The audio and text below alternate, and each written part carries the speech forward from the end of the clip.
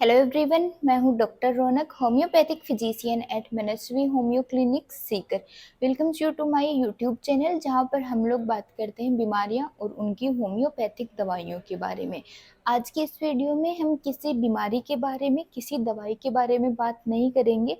हम लोग डिस्कस करने वाले हैं एक थोड़ा अलग सा टॉपिक।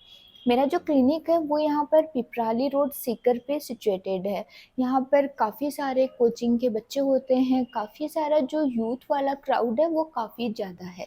काफ़ी बार बच्चे मेरे पास क्लिनिक पे भी आते हैं, पूछते हैं कि होम्योपैथिक डॉक्टर कैसे बनते हैं, इसके लिए नीट रिक्वायर्ड होता है कि नहीं होता है, प्राइवेट कॉलेजेज कैसे मिलती हैं, गवर्नमेंट कॉलेजेज कैसे मिलती हैं, इसका आगे स्कोप क्या है, क्या ये एमबीबीएस के इक्विवेलेंट होता है। ऐसे बहुत सारे क्वेश्चंस है जो कि अक्सर है यहाँ पर कोचिंग के बच्चे हैं वो मुझसे पूछते रहते हैं। इसलिए मुझे लगा कि इस टॉपिक को थोड़ा एक वीडियो बनाकर थोड़ा सा डिटेल में बता देना चाहिए। अगर हम बात करें होम्योपैथिक डॉक्टर कैसे बनते हैं, एक सर्टिफाइड होम्योपैथिक डॉक्टर बनने के लिए पहले आपको अपना कोर्स कंप्लीट करना पड़ता है। बीएचएमएस की डिग्री कंप्लीट करनी पड़ती है। बीएचएमएस जिसे कि bachelor of homeopathic medicine and surgery कहा जाता है, 5.5 साल का कोर्स होता है, जिसमें कि 4.5 साल आपकी एकेडमिक्स की पढ़ाई होती है और 1 साल का इंटर्नशिप होता है। इंटर्नशिप में हमारे कॉलेज में हमें 292 अटेंडेंस रिक्वायर्ड थी। वो हर कॉलेज के हिसाब से अपना अलग अलग हो सकता है। अगर हम बात करें कि बीएचएमएस में एडमिशन कैसे मिलता है, तो पहले तो थोड़े टाइम पहले तक एडमिशन है वो सीधा मिल जाता था, नीट की रिक्वायरमेंट नहीं होती थी।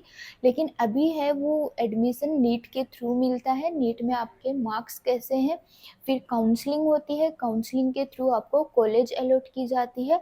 आपको गवर्नमेंट कॉलेज मिलती है कि प्राइवेट कॉलेज मिलती है, वो आपके मार्क्स पर डिपेंड करता है, आपके नीट में कितने नंबर आ रहे हैं। फीस की बात करें, फीस स्ट्रक्चर कैसा रहता है, कितना क्या खर्चा आता है।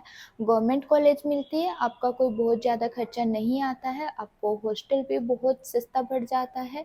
कॉलेज फीस भी बिल्कुल नहीं होती है, बहुत एक मिनिमम सी फीस होती है। लेकिन अगर हम प्राइवेट की बात करें तो आपका 2 से 2.5 लाख के लगभग है वो प्राइवेट की फ़ीस होती है। अलग अलग कॉलेज के हिसाब से कम या ज़्यादा ये हो सकता है। जगह के हिसाब से, स्टेट के हिसाब से फ़ीस है वो वेरी कर सकती है, लेकिन एक एवरेज आइडिया है वो 2 से 3 लाख पर ईयर का है। फ़ीस आपको सेमेस्टर वाइज नहीं देनी होती है, इसमें हर ईयर के स्टार्टिंग में आपसे फ़ीस ली जाती है। 4.5 ईयर की फ़ीस ली जाती है। इंटर्नशिप में आपसे कोई फ़ीस नहीं ली जाती है। इसके साथ में जैसे जैसे आपके कुछ एक्टिविटीज आएंगी, जैसे आपके कुछ एग्ज़ाम्स आएंगे, उसका फॉर्म फीस लिया जाएगा आपसे। प्रैक्टिकल्स आएंगे उस समय लिए जाएंगे। प्रोजेक्ट्स हैं उनकी फ़ीस अलग से हो जाती है। तो ऐसे कुल मिलाकर थोड़ा खर्चा बैठ जाता है, लेकिन बहुत ज़्यादा ये कॉस्टली नहीं पड़ता है। बात करें कि ये एमबीबीएस से किस प्रकार अलग है, या फिर ये एमबीबीएस के बराबर है, या फिर एमबीबीएस और बीएचएमएस में कितना फ़र्क है। जब हम काउंसलिंग करवाते हैं, अगर आपके बहुत अच्छे मार्क्स हैं आपको एमबीबीएस कॉलेज मिल जाता है। लेकिन अगर आपके मार्क्स थोड़े कम रह रहे हैं तो आपको बीएचएमएस मिलता है। इसके बाद में अगर हम बात करें स्टडीज़ की, पढ़ाई में, सिलेबस में कितना क्या फ़र्क रहता है। किसी ज़माने में बीएचएमएस में डिप्लोमा के सब्जेक्ट्स हुआ करते थे, बहुत मिनिमम सब्जेक्ट्स हुआ करते थे और सिलेबस भी बहुत कम हुआ करता था। लेकिन अब का जो नया पैटर्न आया है उसमें ऐसा कुछ नहीं है। सब्जेक्ट्स की अगर हम बात करें, एमबीबीएस के लगभग सारे सब्जेक्ट्स हैं वो इसमें कवर होते हैं। आपको एनाटमी भी पढ़नी होगी, आपको फिजियोलॉजी पढ़नी होगी, पैथोलॉजी पढ़नी होगी, आपको सर्जरी पढ़नी होगी, आपको माइक्रोब्स पढ़ने होंगे। लगभग सारे सब्जेक्ट हैं। फोरेंसिक मेडिसिन है, एक नंबर ऑफ सब्जेक्ट्स है जो आपको पढ़ने पड़ेंगे आपके ईयर के अकॉर्डिंग। हाँ, इनके साथ में आपको जो आपके अपने होम्योपैथी के सब्जेक्ट्स है, जैसे कि होम्योपैथी की मेडिसिन है, मटेरिया मेडिका है, फार्मेसी है, ऑर्गेनन ऑफ मेडिसिन है, रेपर्टरी है, ये सब्जेक्ट्स आपको इनमें अलग से भी पढ़ने पड़ेंगे। अगर हम बात करें कि एलिजिबिलिटी क्या होती है, इसका योग्यता क्या होती है इसकी, सबसे पहले आपको एंट्रेंस एग्ज़ाम देना पड़ेगा और फिर काउंसलिंग के आधार पर पर आपको कॉलेज मिलेगी। उसके बाद में आपको आपकी एज है वो 17 साल से कम नहीं होनी चाहिए, मिनिमम एज रिक्वायरमेंट है वो 17 साल है इसमें। साथ में आपको 12th है वो बायोलॉजी सब्जेक्ट से पास होना चाहिए, फिजिक्स, केमिस्ट्री, बायोलॉजी और इंग्लिश है वो आपके लिए कंपलसरी है।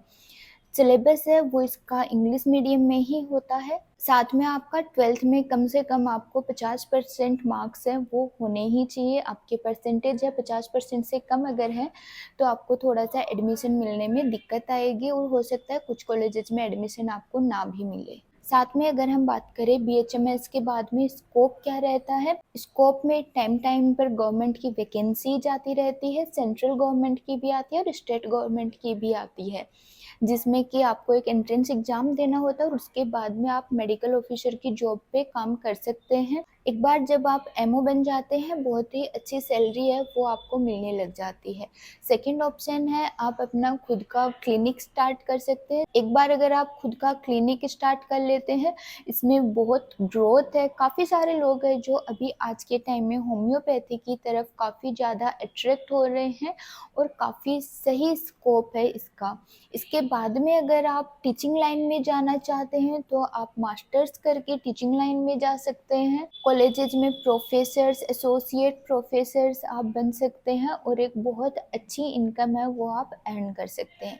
साथ में अगर किसी को रिसर्च में इंटरेस्ट है तो आप कॉलेज टाइम से ही अपना रिसर्च प्रोग्राम भी शुरू कर सकते हैं और उसके बाद में भी आप अपनी रिसर्च कंटिन्यू कर सकते हैं, रिसर्च के फील्ड में जा सकते हैं। बीएचएमएस करने के बाद में आपके पास बहुत अच्छा स्कोप होता है जिससे कि आप कम्युनिटी को सर्व कर सकें। एक बार जब आप होम्योपैथिक कॉलेज में, होम्योपैथिक हॉस्पिटल्स में आपकी ओपीडी स्टार्ट हो जाती है तब आपको समझ में आता है, आपको खुद को एक्सपीरियंस करने को मिलेगा कि कितने जेंटल वे से कैसी कैसी बीमारियां हैं वो हील होती हैं। बहुत सारी ऐसी बीमारियां जिनके लिए डॉक्टर्स ने काफ़ी पहले आपको सर्जरी सजेस्ट कर चुके होते हैं, लेकिन होम्योपैथिक मेडिसिन की हेल्प से वो सारी बीमारियां हैं वो बिना सर्जरी के सिर्फ कुछ दवाइयों से आपकी ठीक हो सकती है। अगर आप होम्योपैथी को करियर ऑप्शन के तौर पर देख रहे हैं तो ये आपके लिए बहुत ही अच्छा ऑप्शन है।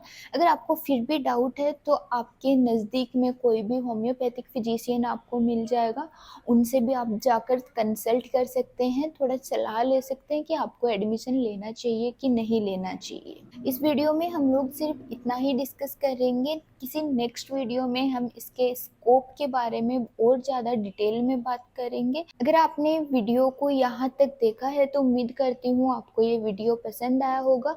अगर आपको नॉलेजेबल लगा है, आपको थोड़ा बहुत समझ में आया है कि बीएचएमएस क्या होता है, एडमिशन कैसे मिलता है और आपको करना चाहिए कि नहीं करना चाहिए, तो आप वीडियो को लाइक कीजिए। जिन लोगों को इस वीडियो की ज़रूरत है उनको वीडियो शेयर कीजिए, चैनल को सब्सक्राइब कीजिए और बेल आइकन ज़रूर से प्रेस कर दीजिए ताकि आने वाले वीडियोज़ के नोटिफिकेशंस आपको सबसे पहले प्राप्त हो।